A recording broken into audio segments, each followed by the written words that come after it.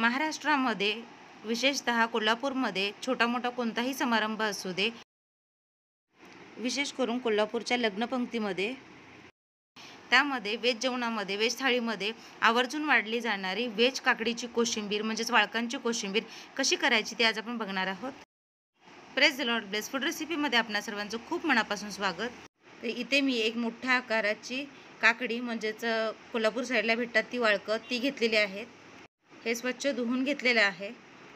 तर कोल्हापूर साईडला विशेष करून वाळकं हे जास्त दुसरीकडे कुठे भेटत नाहीत, कोल्हापूर साईडला भेटतात. तर वाळकं म्हणजे काकडीचाच एक प्रकार, फक्त यामध्ये पाण्याचं प्रमाण कमी असतं आणि ही काकडी चवीला छान गोडसर लागते. तर आज मी बनवत आहे कोल्हापुरी पद्धतीची कोल्हापूरच्या वाळकांची कोशिंबीर म्हणजे काकडीची कोशिंबीर. तुम्ही याऐवजी काकडीची कोशिंबीर देखील करू शकता. तुमच्याकडे जे अवेलेबल असेल ती व्हाईट कलरची असते, ग्रीन कलरची असते, दोन प्रकारच्या काकड्या येतात आणि ही तर माझ्याकडे वाळकं म्हणजेच ही पण कोल्हापूरची काकडीच. तर हे असं छान आपण तर कोशिंबीरीसाठी जी काकडी चिरायची असते त्याची पद्धत वेगळी असते. जसं आपण क्यूब्स म्हणजे छोटे छोटे तुकडे करून घेतो तसं नाही. तर हे खरं तर विळीच्या साह्याने पटकन होतं, लवकर होतं, पण इथे मी सुरीच्या साह्याने करून दाखवते. असे याच्यावर असे हे पहा चिरा पाडायचा आणि त्याच्यानंतर हे असं चिरून घ्यायचं आहे. अशी कोशिंबीर केली की छान लागते. तर ही आकाराने मोठी आहे काकडी म्हणजेच वाळकं, पण ही जून नाही आहे. आकाराने मोठी जरी असली तरी कोवळी आहे. मोठी काकडी घेतली की चिरायला बरं पडतं.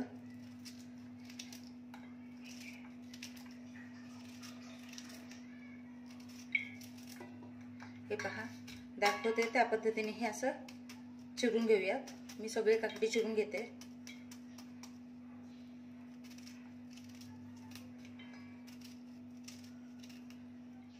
तर हे पहा, तुम्हाला सवय असेल, कम्फर्टेबल असेल तर तुम्ही असं हातावर चिरू शकता, विळीवर म्हणजे आडाळ्यावर हे पटकन होतं.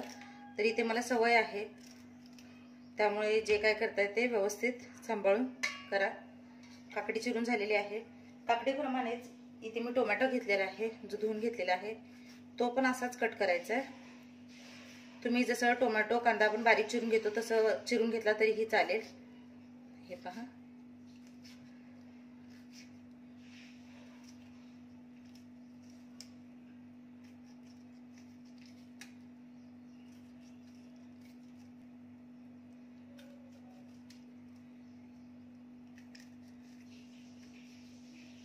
तर सांगितल्याप्रमाणे जसं तुम्हाला जे सोयीस्कर वाटेल तसं करा, नाहीतर सुरी हाताला लागण्याची शक्यता आहे.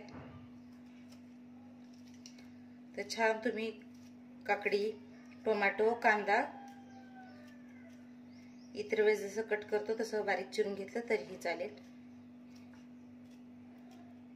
इथे हे मी माझ्या पद्धतीने करते.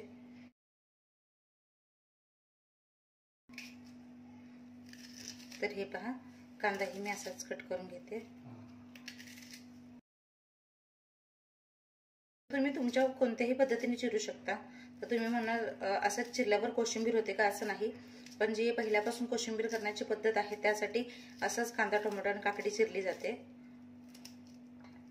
पण ती काकडी, कांदा, टोमॅटो वगैरे विळीवर पटकन चिरता येते आणि ते सोपं देखील पडतं. तर हे पहा, कांदा, टोमॅटो आणि काकडी तरी चिरून झालेले आहेत. तर याच्यामध्ये आपण थोडे शेंगदाण्याचं कूट घालणार आहोत.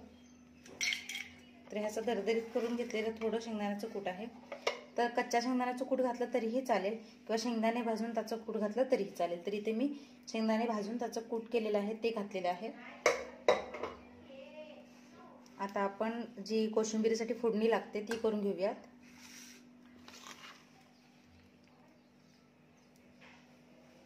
इथे एक असा छोटा तडका पॅन ठेवलेला आहे. यामध्ये मी थोडंसं तेल घालते.